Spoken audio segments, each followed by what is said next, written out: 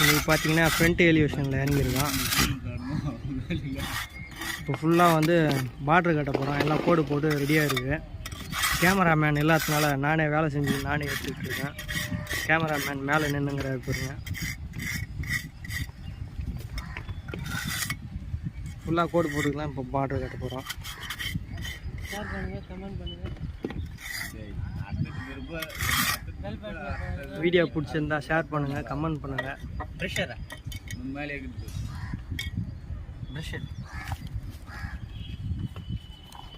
ஏய் அங்கே போ. அப்படியே ஒவ்வொரு பார்டராக கட் பண்ணிக்க போகிறோம். அவ்வளோதான்.